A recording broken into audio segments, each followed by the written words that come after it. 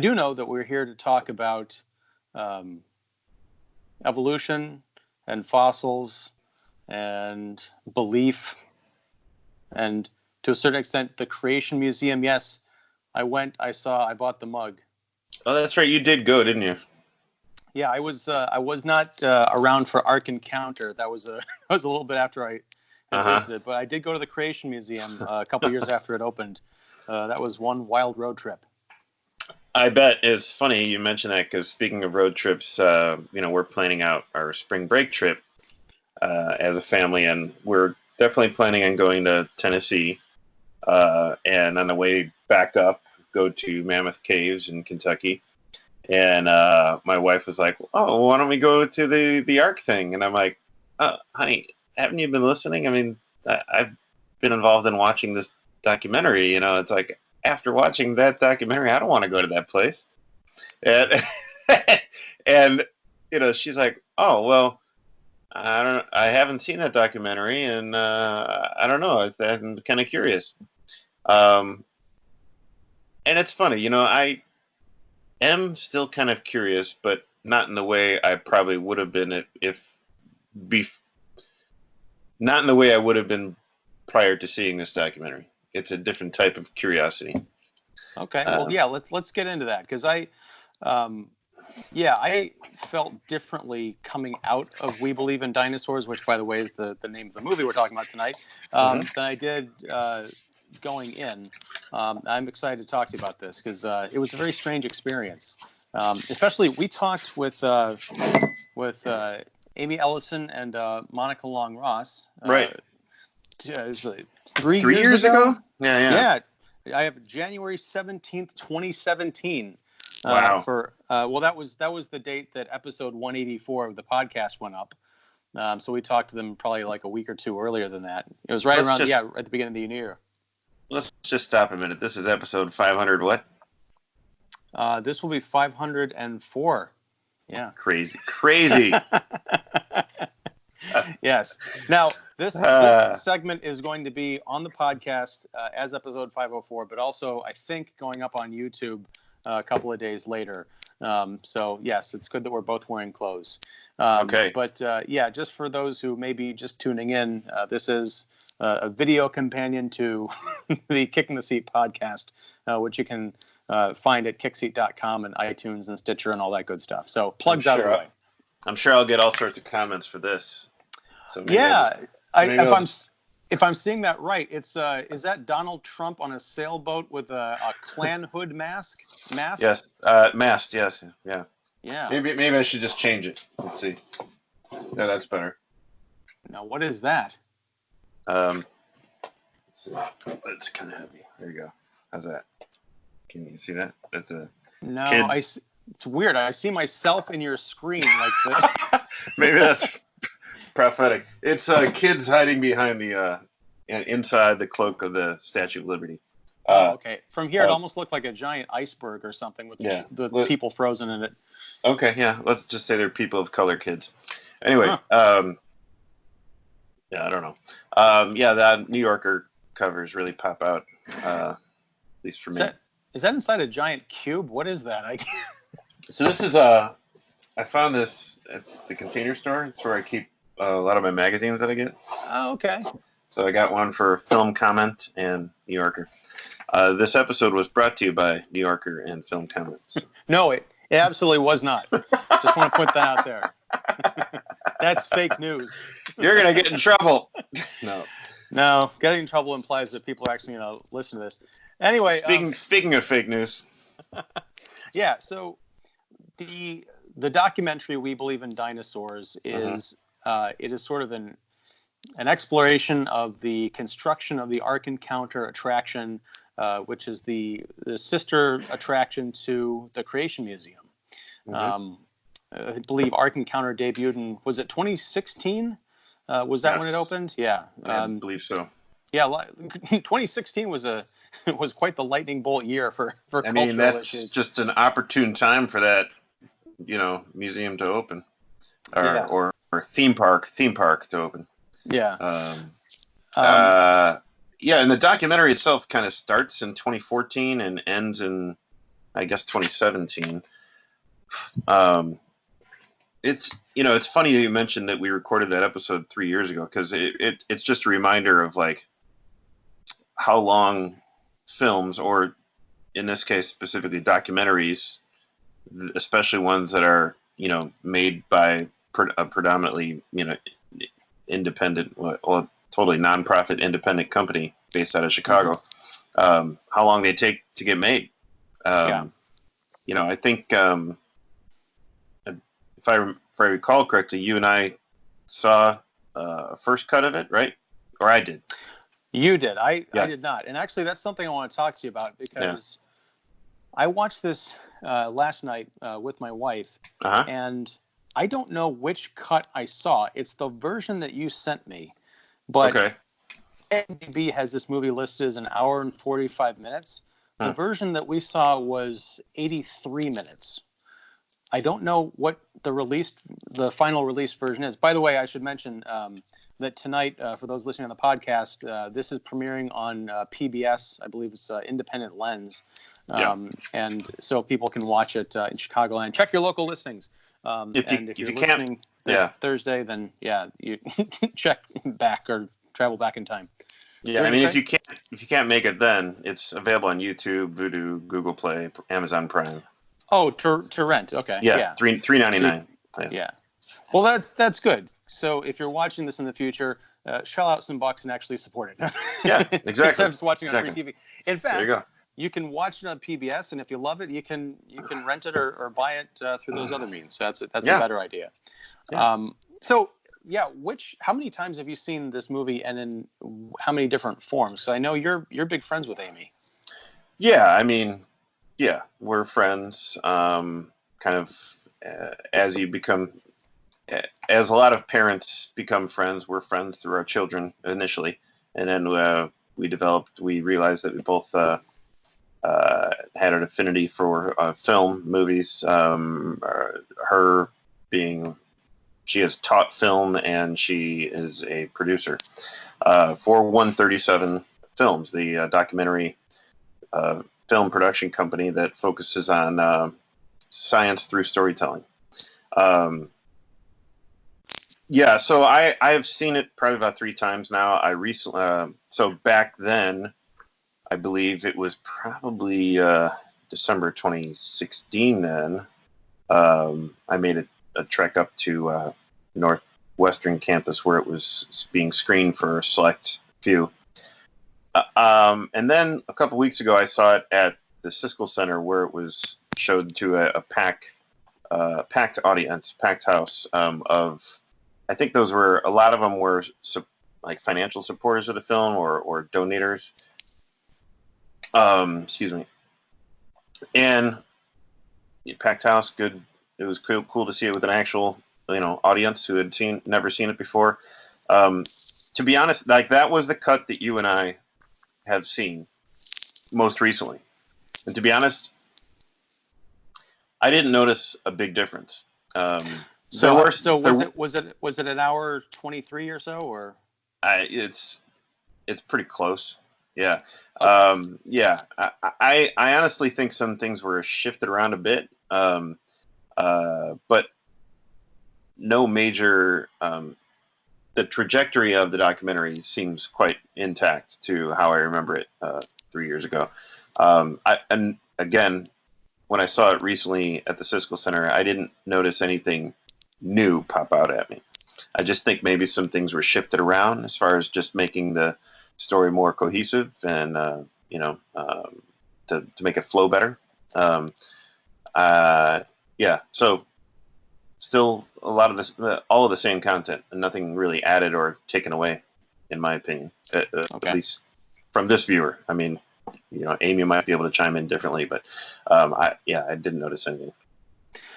Well, that's good, because I was a little bit nervous coming into this conversation because, again, IMDb might just have it as an improper runtime listed for it. Because when I saw that there was possibly a 20-minute difference between what I watched and what might be the final film, I was like, well, am I just missing a bunch of stuff?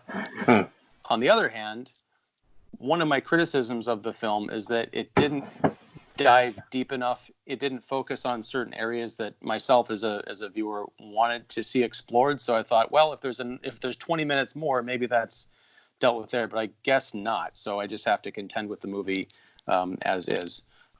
Which is fine.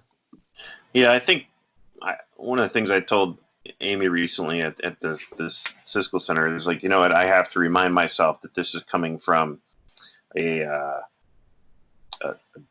documentary production company that focuses on, again, movies that promote science through storytelling. So with any documentary, there's always going to be a slant, a side, sometimes a prominent agenda or sometimes a subtle one.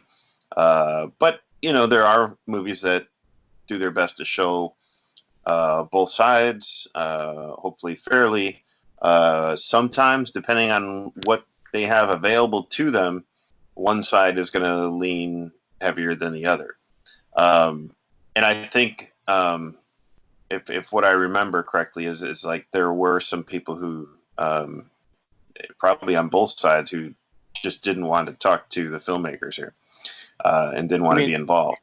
As far as like being subjects, that kind of thing? Okay. Yeah, that kind of thing. So, if I'm sure that some people watching the movie will come across with, maybe some criticisms of, hey, why didn't they go into this more? Or why didn't they go into that more? I'm sure that, there were attempts or there was they had those lines of thoughts, but, you can only go with what you have available to you, that being said, I think, I do have some criticisms, but overall, I think this is one of those documentaries that will lead you kind of like to your own questions, and promotes some really interesting discussion for a variety of topics. But I guess I'd be interested in hearing where you're coming from.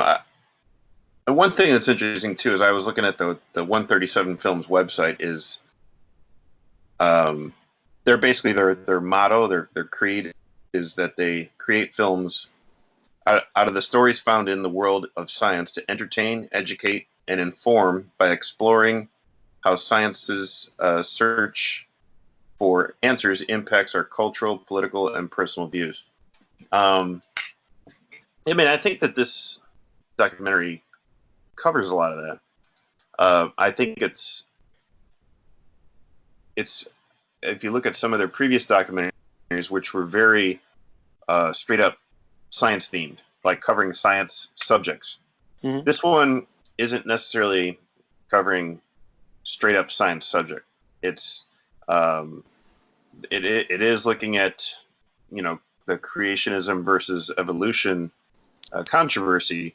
That's long-standing controversy, but it's also looking at cultural, political, and personal or preconceived views of Americans, and how we view, or how some Americans view science or creationism.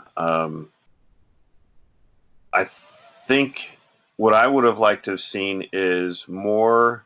I would have liked to have heard from more people who believe in both, creationism and evolution. Because I think when you look at that controversy,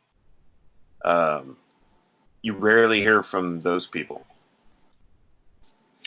The people who believe in both, or the people who believe in creationism? Both. Who believe in creationism and evolution. Because there was one of the kind of the guests on the documentary was I forget the guy's name, but he's a minister, a pastor who I forget necessarily what he said word for word, but he was saying that I do believe in creationism. I do also believe that science can help explain creation and help support creationism. And when you say creationism, are you referring specifically to this idea that the Earth is 6,000 years old, or are you talking to the sort of biblical interpretation of how the world came to be, where God created, the earth. God created the world in 6 Right. days. Yeah, 7 days. Yeah, yeah, 6 days. Yeah. Okay. Yeah, the more the biblical belief of that, not this 6,000 years old thing. Well, but the 6,000 years, this is where it gets murky, because the people who believe that the world is 6,000 years old, and we saw that in the documentary, are people who believe in the Bible. It's just you can take the Bible literally, or you can take it as more of a guidepost, or you can take it as a hybrid where it's a guidepost and a historical document, right? True. Some people will say, well, there are parts of the Bible that are absolutely true, and other parts that are metaphor. So one person might look at it and look at the early, the book of Genesis, where they lay out the lifespans of different people, and they say, well, this person lived to be 830 years old. And one interpretation is that's literally true. At the dawn of time / man, people lived to be, 1,000 years old. Another interpretation will be, well, if you look at the historical context of the Bible, which was written over different centuries by different people and translated and interpreted, they're talking about tribes of different nations and that kind of thing. So it's meant to be taken more figuratively than literally. So it gets really mucky. And then you throw in the people who believe that you can just take Adam and Eve and add up the ages of everybody, up through Jesus, and then Jesus was 2,000 years ago, and bang, you've got 6,000 years. So it does get a little bit nutty and convoluted. I mean, that's a documentary of its own, its own wide-ranging subject. But it's only one of the facets that's touched on here, which is very fascinating. Right.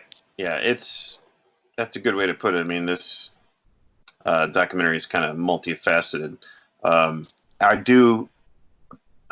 Obviously it does have a science slant to it, and I do appreciate the different people they have involved in the documentary, and I don't necessarily feel like they're shining a negative light on one or the other. Sometimes there's situations where the camera is just rolling, and obviously they're portrayed negatively, but it's not necessarily. I don't think it's not necessarily due to, how the camera is shooting them at that time. It's just there's some kind of uncomfortable things that are shown. Well, it's not necessarily the camera, and this is something my wife and I picked up on, and we're watching the documentary, and about 20 minutes in, I said something to her, and it was like an offhanded comment, and then she said, I'm glad you're seeing it too, because it's been driving me crazy. It's not the camera work, it's the music. Now, I'm hoping that what you saw in the theater was different than what I saw on the screener, because this was honestly probably one of the worst sound mixes I've ever seen in a movie. The music oftentimes is played almost like a supporting track. You'll have and this happens in movies and documentaries all the time. You'll have someone speaking, and there'll be music playing underneath them, and sometimes it ebbs and flows depending on for dramatic effect, or sometimes you'll see it in a scene transition, where you've got someone talking and then music swells up and then their dialogue fades out into another scene. The problem with the version of this movie that I saw was there were several scenes throughout the picture where the music would swell and then drown out what the person was saying, but the scene would go on for several minutes. And I'm like, no, I actually can't hear what this person is saying. This is not an artistic choice. This is like something wrong with the mix. I did at times notice that recently on the screener link that I saw. For the most part, I didn't mind the soundtrack, the music composed by Kate Simcoe. I kind of had it in my head even as the movie finished. But yeah, I think that sometimes there's this habit of documentaries, or this habit that documentary composers have of just kind of sometimes leading the situation, and dramatic swells or ominous tones in the music that kind of lead you a bit. there's some of that here, but Yeah. I did notice at least once what you're saying, whereas the music was kind of, I don't know if it was the recorded volume level or what, but it just seemed to be kind of interfering with what was being said. Yeah, Yeah. and there were a few moments there. Now that's a separate issue from what you would, I think, led me into thinking about this with, which is the idea of leading music. Mhm. There is a lady, and I don't have the names of these folks pulled up, unfortunately, and I'm probably going to get her job description wrong. But she worked for, I believe she worked for Answers in Genesis, which is the company that Ken Ham kind of runs, and they created the Creation Museum and the Ark Encounter. Right. She was it a molecular biologist? She's the one who was giving the lecture in the beginning. In the beginning, yeah. Yes. And so she's got these scientific bona fides, and yet she is a young Earth creationist, someone who believes the world is 6,000 years old. Mm-hmm. When she's talking, the filmmakers, and that's the best way I can put it, the scene, the situation is she's just talking and sharing her views on things. Right. And there's some music kind of accompanying that. When she gets into, she says, I believe the world is 6,000 years old, the soundtrack gets very weird, and it's almost like something out of the Daily Show, where it gets like very sinister, like, oh, this is where this chick's crazy. She sounds like she knows what she's talking about, but she's got some nutty beliefs. And to fast forward to the very end of the film, and yeah, this is kind of spoilery, but I still recommend people watch this movie, even though I've got some problems with it. But yeah. Ken Ham there's some footage of him doing like a promotional video, I guess, for Answers in Genesis, where he's talking about how well he expects Ark Encounter to do.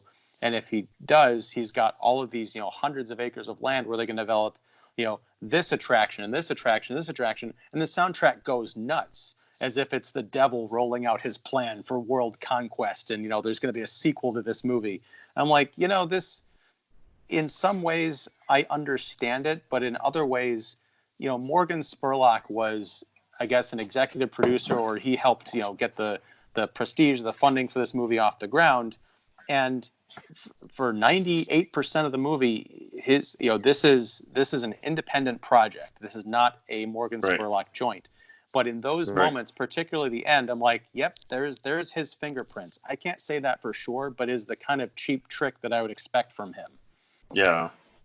Yeah, I don't think he was involved in any other way except, as far as, the compiling the film and producing it, I get what you're saying. I think I wonder, though, it's like if we took away the soundtrack, I don't think that there's anything in here that, other than, say, the soundtrack that's necessarily like leading us one way or the other. Now, obviously, like I said, this documentary is leaning towards science, right? And the side of science, obviously, the side of evolution. And it is interesting in and of itself to see how something like the Ark Encounter came to be and was created. Who was involved in that? How did it get done? What are the issues? What are the problems that they came across? And I think some of that is covered here, but it is, I think more concerned with showing, kind of both sides in a very interesting way. I really like the two of the guys that they include in the documentary is a scientist. They're both originally from Kentucky. One is still living in Kentucky. A scientist named Dan Phelps, Phelps, and then David McMillan, a former creationist from Kentucky, a young man who's now attending law school, apparently in D.C. Yeah, and McMillan, he was one of the charter members. Like, he had the name on the wall of the. He was a lifer. Museum. Yeah. I love he would use that as a line to pick up girls. Yeah, and Christian families. And he even had like a photograph of him like evangelizing in Huntington Beach, California. Uh, it's good stuff. I think that kind of thing, especially including McMillan, it kind of shows somewhat of a fairness, if you will, to include maybe someone who at one time was a believer and was totally for something like this. Um, there is an explanation, um, uh, a somewhat brief explanation of why he's no longer a believer.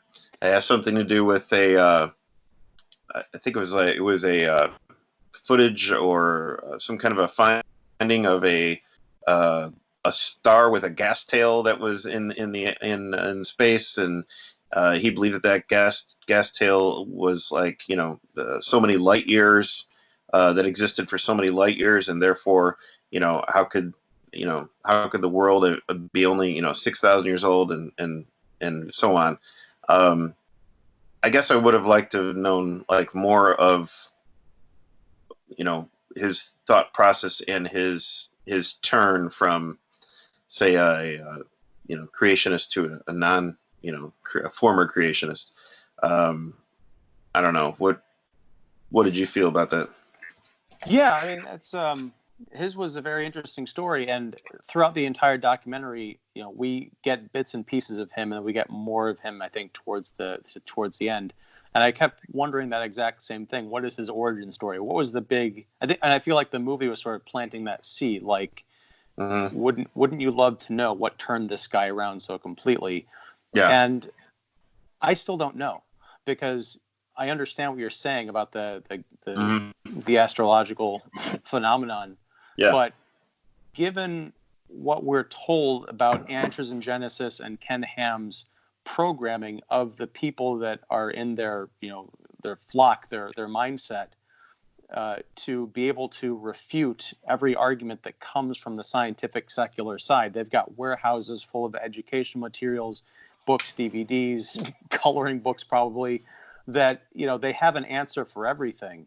Yeah. So why was this star, gas trail thing, what was so special about this that he couldn't just say, oh, well, yeah, maybe whoever put this, who showed me this image or this video or whatever he saw involving this star, why wasn't that made up also? Yeah, I mean, when you make a shift in your belief convictions, that's something you grew up in.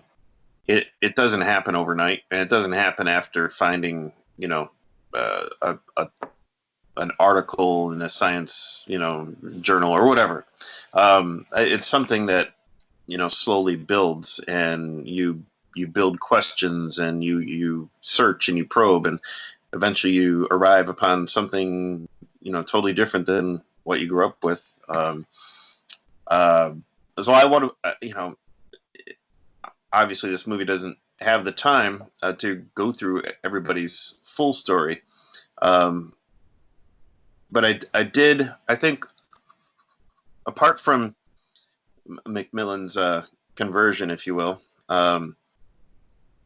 I did like the way that they included him, because he is sharing some stories about how let's say gung ho he was about the whole Creation Museum, the same one you went to, and his name's on on the wall is one of the many. Is it donors or It's like the founders. I can't remember exactly what I forget the term. Yeah. Yeah, me too. But yeah, it's so this guy is not just any creationist, right? He's a guy who was involved in this, and so it's interesting to see that. It's kind of like talking to a former cult member.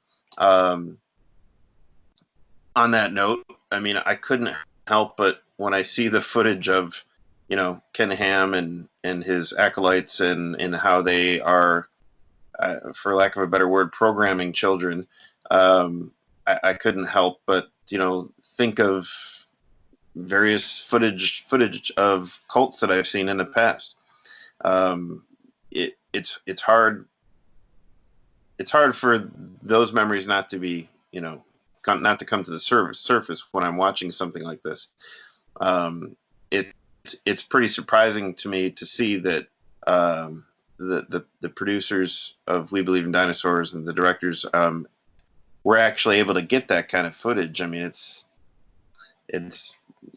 not repeated throughout, but it's enough where, you know, they're basically in like kind of whatever conference rooms or convention centers, workshops, if you will, and talking to children about like, well, you know, when somebody basically provides you with an opinion opposite of your own, what are you going to say? Were you there? You know, it's like, yeah, and that's fascinating too. It is. Because all it takes, honestly, to break that, not to break the programming, but to at least put a crack in it, is, you know, because the argument, yes, is when someone says the world is several, you know, million years old or billion years old, whatever, you say, were you there? Well, no one was there 6,000 years ago. Right. Ken Ham was not there 6,000 years ago. Yeah. It's on and as far as getting the footage, you know, I imagine, I doubt, and you know, we didn't interview Monica or Clayton about this, but I don't think they were actually in those convention centers necessarily. Yeah, it's probably someone, you know, maybe David McMillan or someone else that had this, you know, footage and agreed to give it to them. You know, said, "Hey, I've got some wacky shit. You want to see this and put it in your movie?" Yeah. I mean, it could be footage they found online. You know, they may have gone over that in our previous interview with them. So refer back to that, you know, maybe. interview. I forget. I hadn't seen it at that point.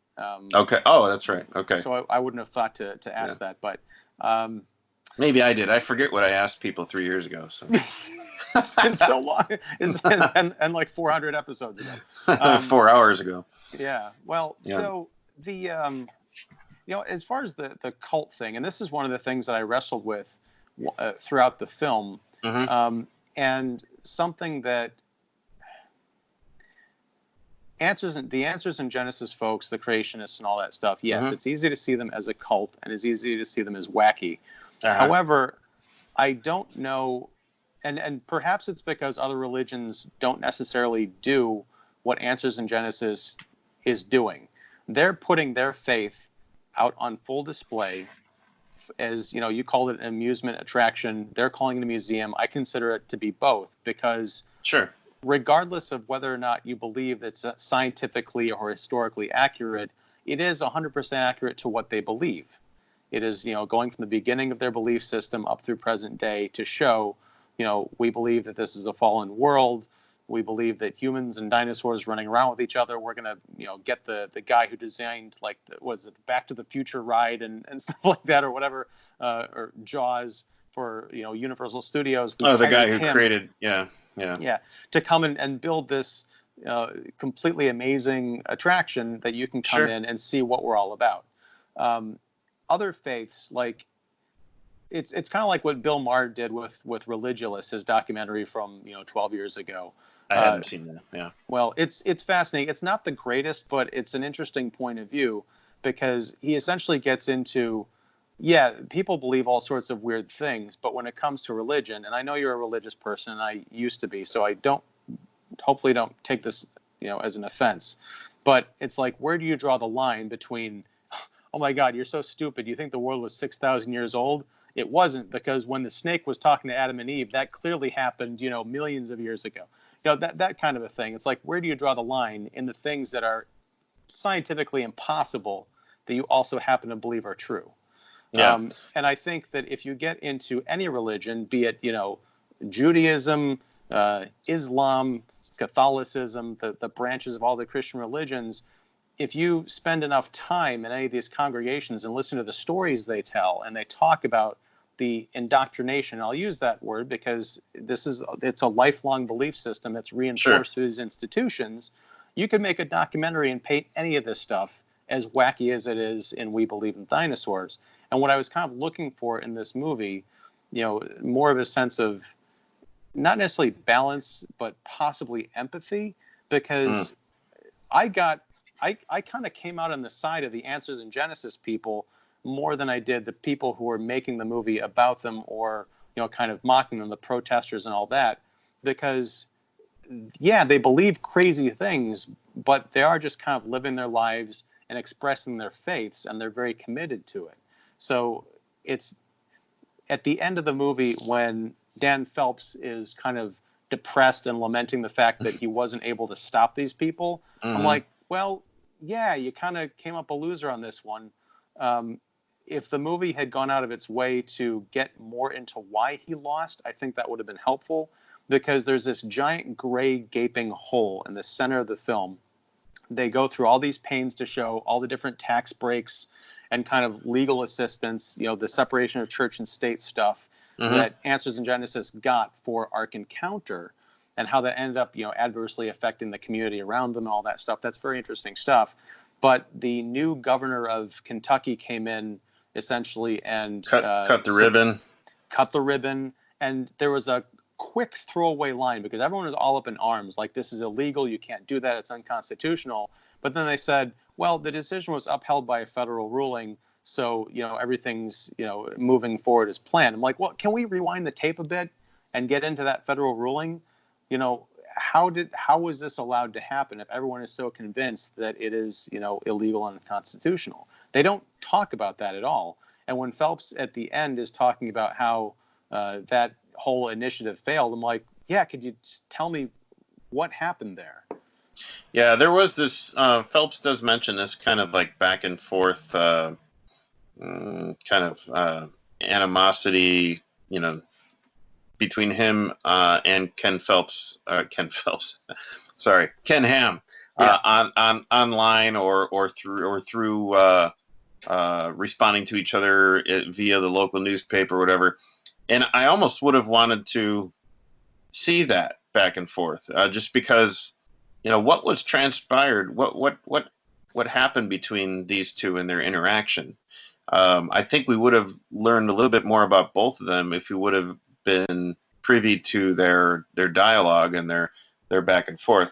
But then again, is that really the goal of this movie? Well, that's sort of the problem. Is after watching this movie, I don't know what the point of it is.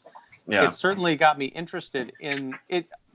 Unlike you, I am very interested in seeing Ark Encounter, because one of the things that came across is that regardless of what you think of the subject matter, from what we saw of it, it's a beautiful attraction. I mean, the craftsmanship in the woodworking alone is like, I would travel to Kentucky to go see this. Now, my in-laws actually did go to Ark Encounter. I think it was last year as part of like a senior trip, and they're religious, but they're more on the I guess the traditional, less extreme creationist side of the spectrum. So they're just like, this is cool looking and whatever.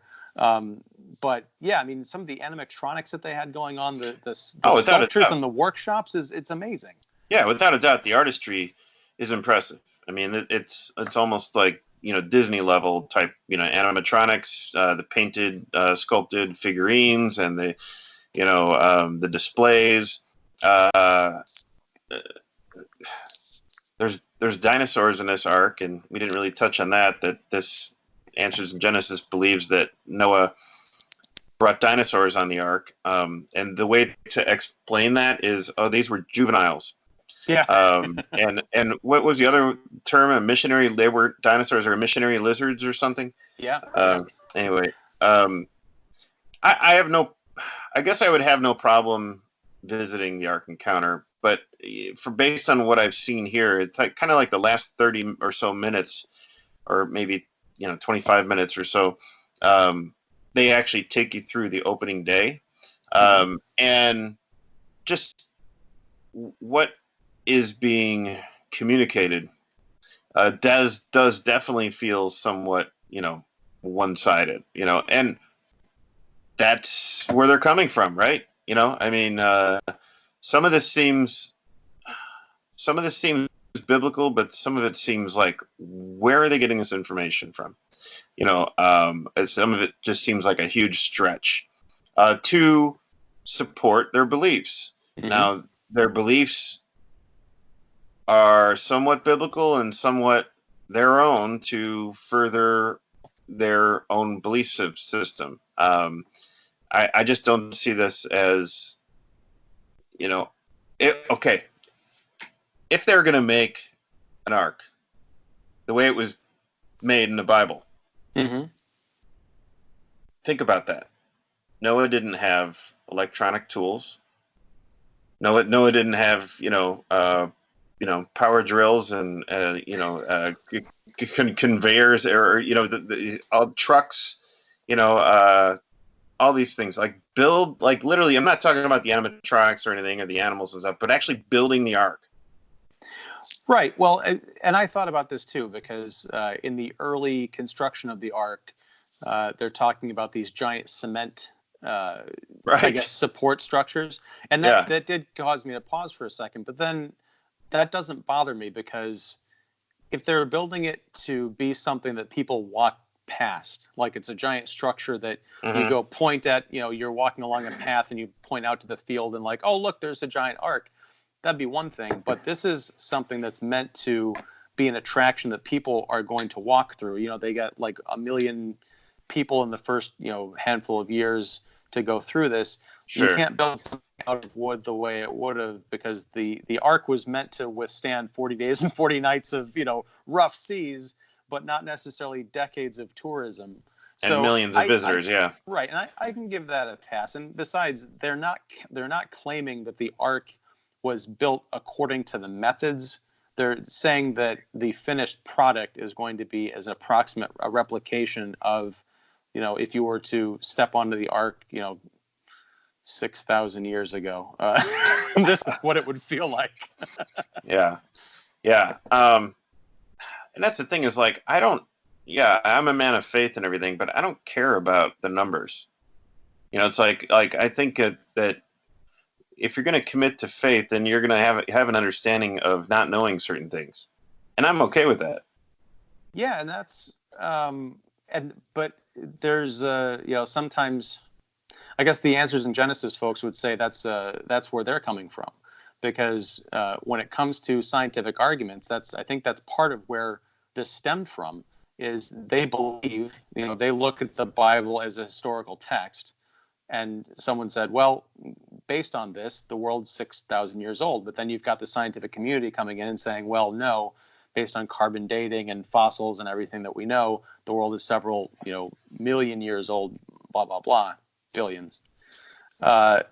They would have to come back with, well, there are gaps in the science that even the scientists can't explain, because the history of science is never complete. It is constantly evolving. They say this in the documentary itself. They fill in certain gaps with their faith. Science, or with science. You could fill in certain areas of your faith with science. You could fill in certain areas of your stance on creationism with science. I mean, you can. It works both ways. Yes. Yeah. So I'm saying, it's not important to get caught up in the numbers, but that's the whole premise of this, is that they don't necessarily believe the science or the numbers. They're going based on, a belief, which I guess is based on a text, that God created the earth in 6 days, and then he rested on the seventh. And this is something weird. I've been, I grew up Catholic, so this stuff is all in my blood, but it wasn't until this documentary that I really put it together. And even having gone to the Creation Museum, the idea that, when God made all the people, the creatures of land and sea, he did that in a day, and that was people and dinosaurs. Well, what would that must have been something. I guess in my head, I always thought that there was people and then dinosaurs were off somewhere else, or maybe they appeared at different times or within a small window, according to this belief system. But no, it was all in one day. Yeah, I mean, I don't know. I mean, I can take in what I read in the Bible, but it's it's hard without being there. Were you there? And I always believed that dinosaurs were billions of years ago, right? So when I read the creation, that in the beginning and in Genesis, in my mind, I have to think too, oh, okay, well, that's billions of years ago. How the dinosaurs fall into any of that? I mean, honestly, I really don't care. I mean, it doesn't really have an effect on me and my convictions and my faith, Mm-hmm. but it's very interesting to me. And that's where, when it comes to dinosaurs, that's where I tend to go towards science to give me the answers, because there are paleontologists, there are geologists, there are folks who study the fossils and rocks that I can then turn to and look towards, and that's great. That works for me. Apparently, it doesn't work for some people of faith. That's fine with them. I guess that's, again, I think it's a lot of it is how we're raised, right? Yeah. And what, not just how we're raised, but eventually what kind of things we're exposed to as we grow and as we get older, and where we're going with our own line of thought and discovery process. So I think that I want to believe, speaking of the title, that creationists and evolutionists can come together and learn from each other and say that here's things we do know, here's things we don't know. Where's the Venn diagram here? And what if we're just okay with not knowing certain things and also knowing certain things? And how can we move on? Yeah, I mean, and that's one of the takeaways that I got from this movie is, I don't have a problem recommending that someone go to see the Creation Museum or Ark Encounter. There seems to be, if I could crawl into the heads of the filmmakers, this notion that what Ken Ham and Answers in Genesis are doing with these attractions is dangerous, because they're afraid. And we get a little bit of that as we see people going through the Ark Encounter. You see the parents kind of whispering to their children about like what's going on and all that. Yeah. And yeah, in a certain context that is kind of creepy, but also going back to the idea of other religions, I'm sure there are people who tell their children, the foundational myths of their religion. And if you were to, overhear that conversation, you might be like, well, sorry, a snake never actually talked to anybody. That kind of a deal. Yeah. But also this idea that it was kind of scary, the numbers, like, oh my God, there's millions of people going to these things every year, or, a million in several years.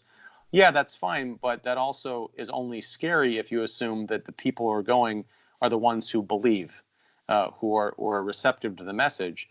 Whereas, I can say that when I went with my friend, we went there strictly out of curiosity and to make fun of the people who were there. It was a juvenile, almost like a prank trip. But I have to say, I came out of that experience feeling a bit like a heel, because even though the stuff in there, some of it was funny, some of it was kind of scary, some of it was, nutty, the people that I met there, the ones I encountered, not again at the Ark Encounter, but at the museum, were all very nice. Mm-hmm. They believe what they believed. They saw the T-shirts that we were wearing, and it raised some eyebrows, because the T-shirt I was wearing was the one that I think was Dan Phelps was wearing in the beginning, with the picture of the devil bearing the dinosaur bones. And that was an antagonistic act on my part. Yeah. But they, some of them asked me about it. They didn't say, you're going to hell. They would say, something like, oh, that's interesting, or bless your heart, or, tell me more about that. So they were open to having a conversation with me, and they were very welcoming. So the point I'm trying to make is, not everybody who passes through those halls and sees the exhibits is going to be so soft-minded as to be converted on the spot. I don't think these are dangerous things any more than, a visit to a Catholic church or a mosque is dangerous. You have to assume that people can go in with their own life experiences and make up their own minds. Sure, there's the whole think of the children aspect, but that's going to be true of anything. Sure. Yeah, I could see that, and I agree with that. I think, I guess the concern there is,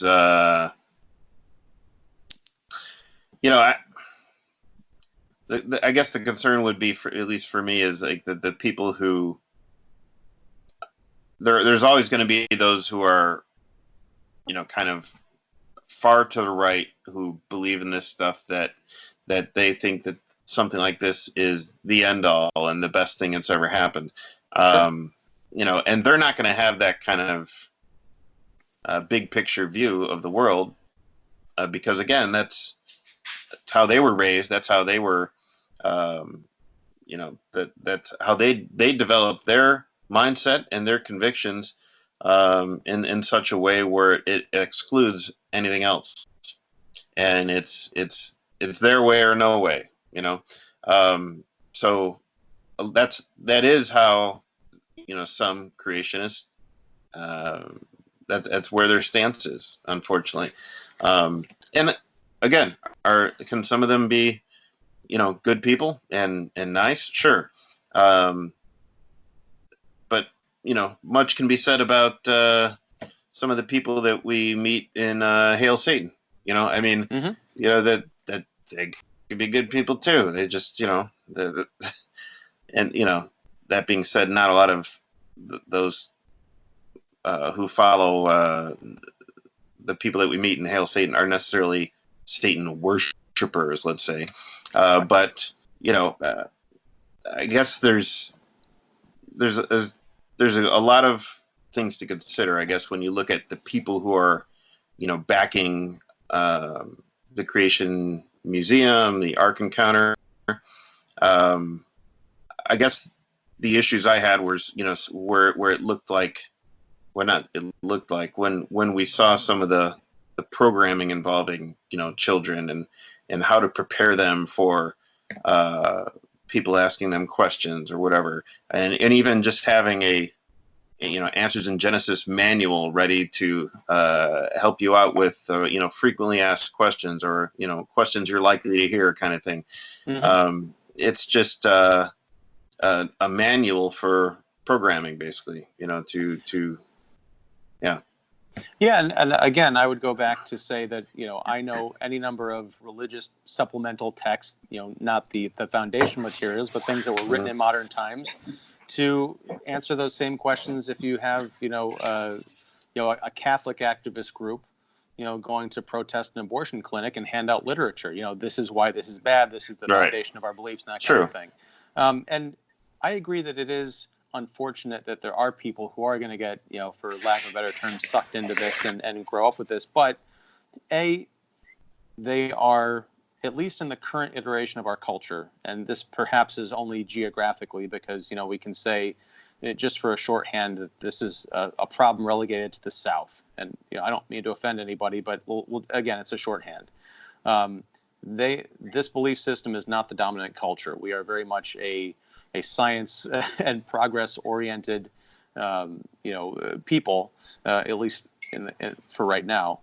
And B, we do have an example of a David McMillan, who grew up believing this stuff, and something happened, and he countered his programming, turned his life around. Now he's an advocate for education and outreach. So yeah, I think people just need to, they need to be reached out to, kind of where they live, and there has to be a certain amount of acceptance, that whole agree to disagree, because there are going to be fundamentalists of any stripe where you're just not going to change them until they see the light or feel the need to be changed. Right. Where it gets dangerous is if these people grow up and try and legislate these beliefs and that kind of a thing. But I don't think that most people are activists. You could meet somebody tomorrow, who's checking you out at the grocery store or signing a contract with your business, who believes the world is 6,000 years old, but that's as far as it goes. Like, Right. Right. They were raised to believe that, but they're atheistic or secular in every other aspect of their life. They just happen to believe something that's crazy, but that doesn't necessarily mean that they're trying to convert the world.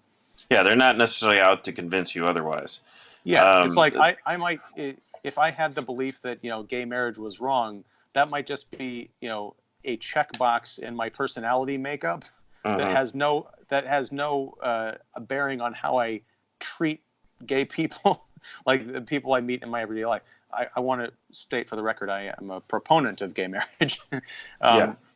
But just to say that just because you believe something doesn't necessarily mean that you act on it, or that it shades every aspect of your personality in a way that the people you interact with would deem significant.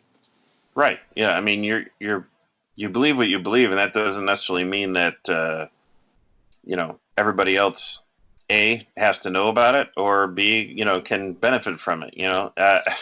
It's just those are your beliefs, and somebody else has may have other beliefs, and the world turns. It's like you can't. I don't know. I just there's so many other things that it spins. Okay. No, it doesn't, because it's flat, and you can't have something that's flat turned, David. Come on. Don't you read? One day when we're standing at the edge of the world, recording a podcast.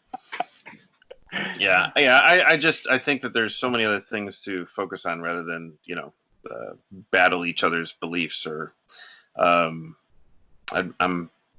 more so interested in searching for unity than the opposite.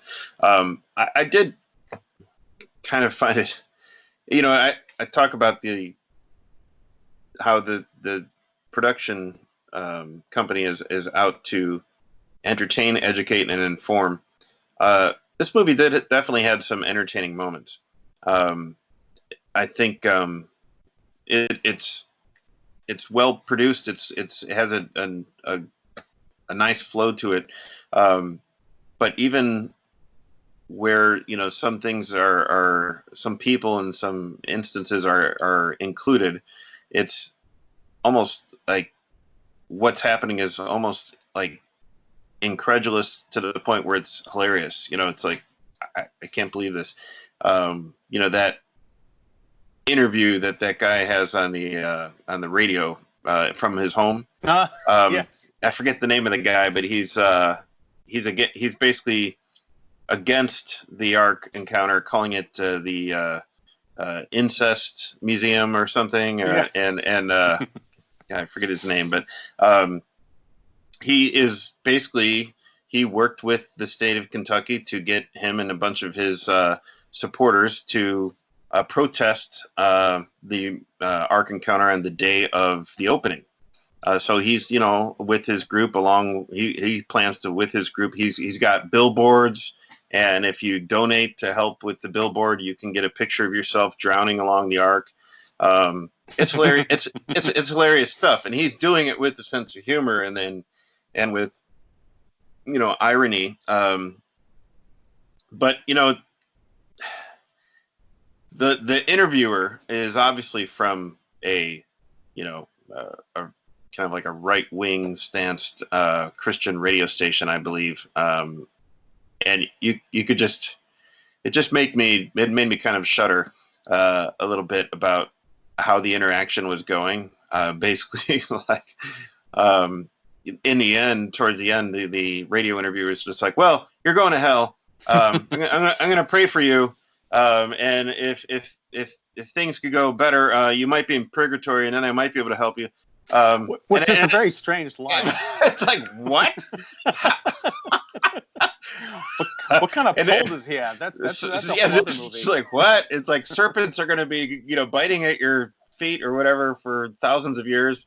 I wish you a good day. Maybe I'll talk to you again. It's like, is this guy bipolar? Or it's like, what? It's like, I don't know. I mean, I would have hung up just like open mouth, like my jaw on the floor, but that guy was pretty amused by it all. And, again, how could he not be? But at the same time, it's like, I just can't believe there's people out there who talk like that, and you're just like, what? I mean... Yeah.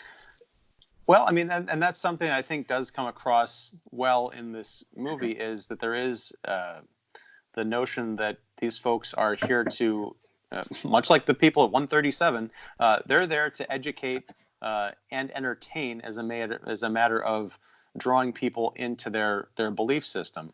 Right. Saving souls. I mean, it's a very real thing for them.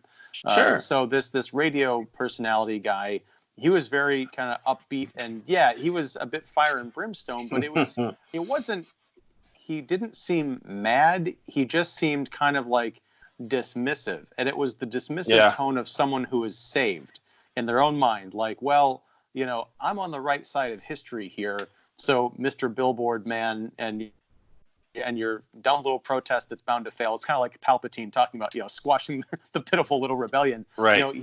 He doesn't have need to be, angry or hateful or like spewing invective. He's just like, well, from my point of view, you're going to go to hell. You can turn things around and maybe, I can talk to you again, but, I'm just going to keep doing my talk show and you go on with your protest that's bound to fail. So goodbye. So it is kind of a cringy piece, but it's also a fascinating look into the mindset of the people who are on this side of the issue. My biggest issue with that is I just wanted the filmmakers to ask this guy to sit down, because we follow him around his apartment while he's walking on the phone. I'm like, just stop. You're driving me crazy. Well, hey, far be it for that to just be a movie about talking heads, just sitting still being interviewed. So I didn't mind the movement. It actually made sense considering how, just kind of crazy the conversation was going. I'd probably be pacing too. But even the movement of the cameras following what was happening along the side of the road. I mean, then you have this other guy he's a Christian guy from Florida who's so excited to help out Ken Ham, protest the protesters. He puts out a plea online. It's like, you can help me protest the protest. Like there's even that pause that he's so excited about. He thinks it's so funny to say protest the protest. It's like, okay, we get it. But even then, it's just like, I don't know. I don't believe in that kind of evangelism. That just that you're not going to win people over by being combative. Yeah. Well, okay, so let me ask you this: what do you feel about the people out there protesting the Ark Encounter? Again, that's their belief, that's their stance, and they have a right to that, and that's their American right. But do you support that because they're being combative and they're protesting? I mean, are they? Are they being combative? Because by definition, they're going out and protesting. They're standing on the property, yelling and holding up signs and trying to convince people that they're going in to support something that is wrong. So I do believe they were standing outside the property, though. It doesn't. I mean, but they were visible. I mean, they're standing there. That's what protesters are. They're visible. Right, but I'm also saying that is a combative thing to do. They could have just stayed home or written an angry letter, but they chose to go out there and be visible, and they were getting into the faces of the people who were coming out to protest them. So if you're going to say the people who are protesting the protests were being combative, you also have to accept at a certain level the people who are going out to protest were being combative. All you have to do is flip around the political ideology. Okay, if you've got someone who is, say an alt-right Nazi rally that's coming out and holding a rally in your town, and you've got a group of liberal protesters going out to protest them, and then you've got another group of alt-right supporters going out and protesting the liberals who are protesting, like, exactly where do you draw the line in terms of who's right? You have to take the ideology out of it and realize that everybody is being combative at some point.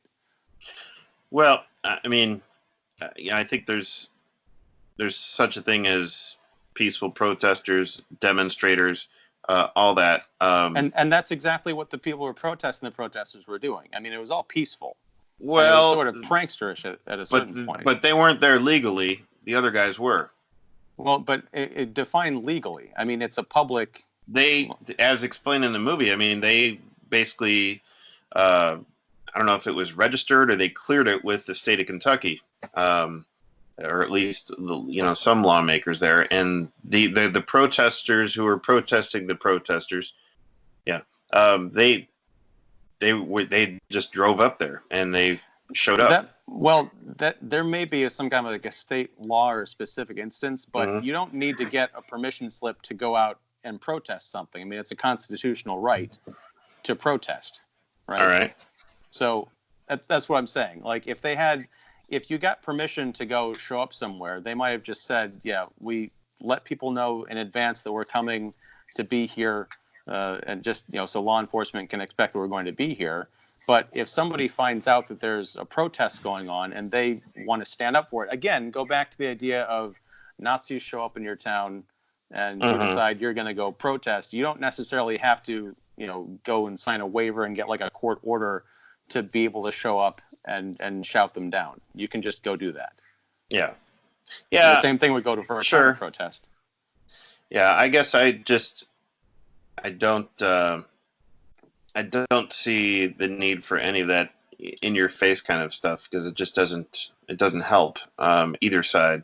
But then we have a history of it, Right. The civil rights movement would not have happened if there hadn't been civil unrest and demonstration. Yeah, sure. Okay. I guess it's just, when I look at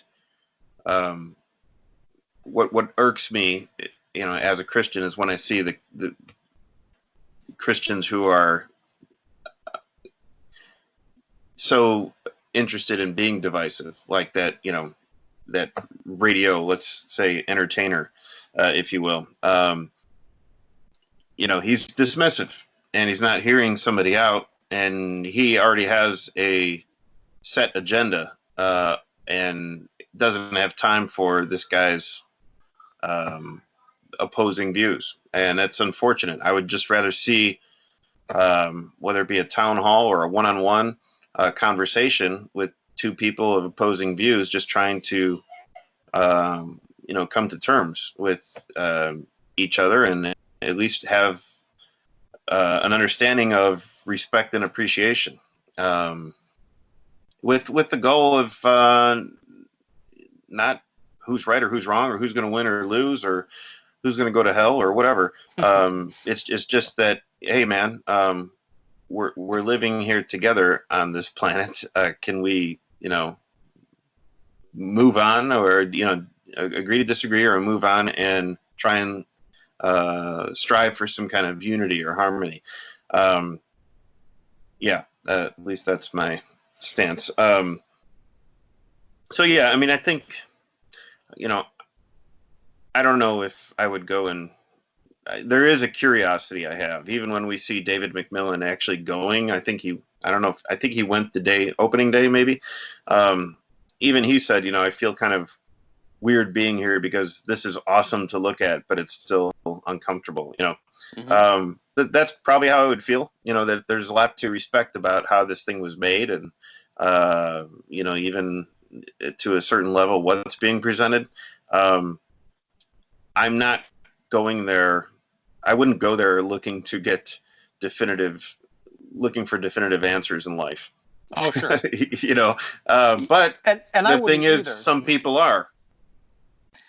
Yeah, some people are, but again, and we kind of talked about this, there are some people who are going to fall prey to any kind of an ideology, whether it's a crank ideology or traditional religion or political affiliation. But yeah, I would love to go to the Ark Encounter, not because I feel like I'm looking for something, but just from, we're both artists, right? And I think that we have said that we can appreciate the workshop stuff that we got to see in this movie is pretty remarkable. I would like to go just from an attraction point of view, and also just to see, just to appreciate the depths of the conviction. Like we get glimpses of how they think everything went down. I think it'd be cool to just go and get the full story of, how they believe this stuff. I don't believe, and I want to come out and be definitive about this, but again, I don't want to be definitive in anything because I'm still growing as a person, but I'll just be definitive. There's nothing I'm going to see at Ark Encounter that's going to make me believe the world is 6,000 years old, but I am interested in seeing what somebody who does have that belief can get out of an experience like this. And I mean, a good portion of it is imagined because they weren't there, Yes. Yeah. So we're throwing back their question back to them. Were you there? Ken Ham and company. That's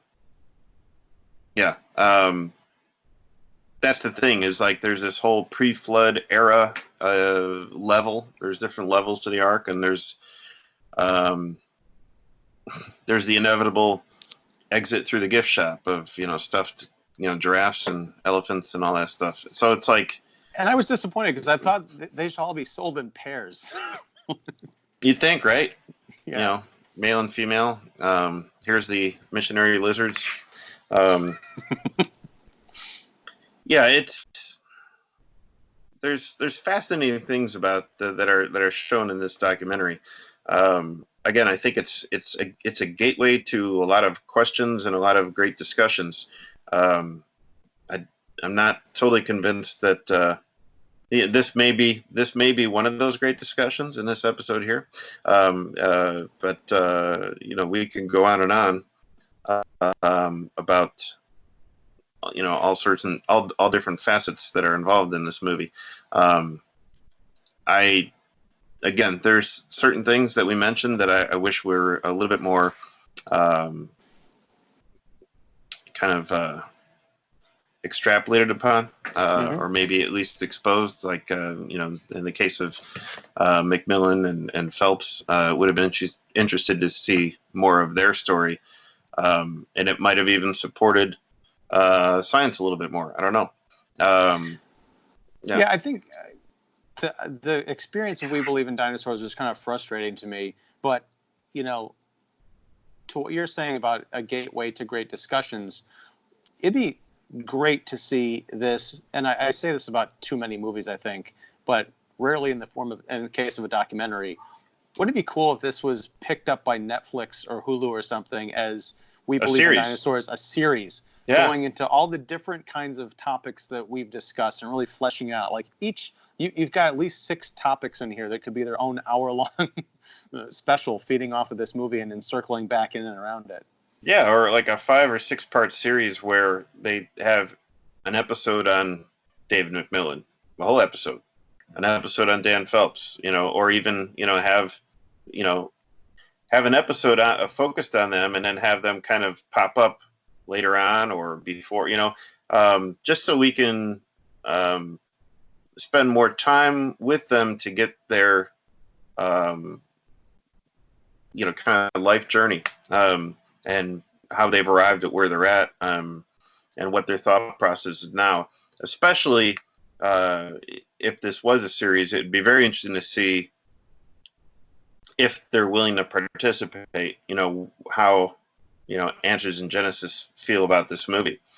If they're, I don't think they're going to watch it, but it'd be interesting to see how a lot of people, maybe not necessarily folks who work for Answers in Genesis, but maybe those who support Answers in Genesis, if they know about this movie or seen this movie, or the people of Williamstown, Kentucky, if they've how do they feel about their town's involvement in this movie and how they're represented? It would be interesting. That's a fantastic point, because we do get to see a little bit of time, a little bit of the small town life outside of the Ark Encounter, and how they're anticipating this giant boom, and that doesn't pan out so well for them. But we never really get, at least I don't think, into their thoughts about the Ark Encounter specifically. They think it's going to be a great revenue opportunity for them and their town, but do they agree with it in principle? Are they like, oh, finally, people are going to get the truth and we're going to make money? Or were they I don't know about all those crazy creationists, but at least it's going to give my diner some business? The closest we get to it is, I forget what that woman worked for, but she did say that, hey, look, what you believe in is a personal thing. And, this was towards the end of the documentary, and where it basically it's revealed that it turns out that the Ark Encounter didn't really help revenue in the local town, Williamstown. It didn't, people were driving through the town and kept going. Maybe 8 people stopped by or whatever. Businesses closed where they thought that, they were hoping that Williamstown was going to turn into Gatlinburg. But you have that one woman, sharing like, look, apart from what didn't happen, what you believe is a personal thing. And that was as far as she was willing to talk about, that aspect of things. She wasn't going into like her own personal beliefs or stance. And the fact that she believes that is probably the reason why she didn't go into it. Right.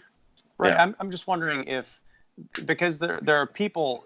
Ark Encounter is a huge, customer experience, attraction. Mm-hmm. It's got to be peopled by employees who ostensibly live and work, in the Sure. surrounding towns. Yeah. So I'm curious to see, that could be an entire other series or at least an episode. When Ark Encounter fails to deliver for those communities, does that do anything to the faith of the people who work for Answers in Genesis or Ark Encounter? Because as we see early on in the film, you have to pass a rigorous set of criteria in order to be employed by this. You have to be a diehard believer. There's no such thing as like, well, I grew up Catholic, I don't really believe in this 6,000 years thing, but I still want to work for you. Like, no, we want true believers, working for us. Which, I mean, to be honest, could the economic collapse? I'm sorry, go ahead. Yeah, I mean, to be honest, I think they have every right to do that, right? I mean, that makes sense. I mean, it's part of their agenda. It's part of their what they want in a business atmosphere, a work environment. I don't know if that's true. I can't speak on that. I'm certainly with you. I think in principle, if I'm running a religious organization, I don't want an atheist, a militant atheist, working customer service. Right. But I don't know if there's any violations, federally or locally in terms of the law of discrimination practices. But my point is, the people who are believers who thought that Ark Encounter was great because it's going to promote outreach and their culture, but also give the town a boost.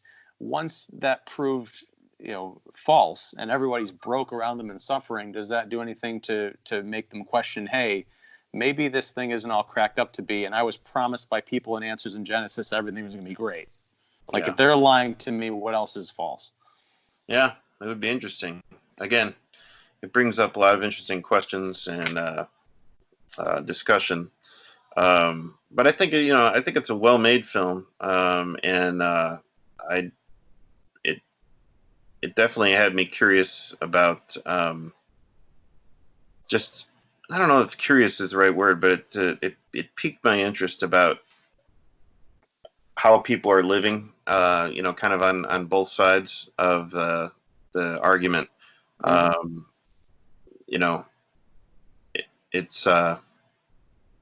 It's definitely, again, something that I would encourage other people to see, regardless of where they stand. That being said, I think where they're coming from or where they stand will definitely, I don't know if it might taint their viewing experience one way or the other. Possibly. Yeah. But you could say that about a lot of, kind of, we'll call it politically themed, documentaries. You're going to bring your own prejudices in, and you're not necessarily going to be converted, but there might be some seeds planted, or at least you won't be able to walk away saying, I've never heard that argument before, which in and of itself can be very helpful. Yeah.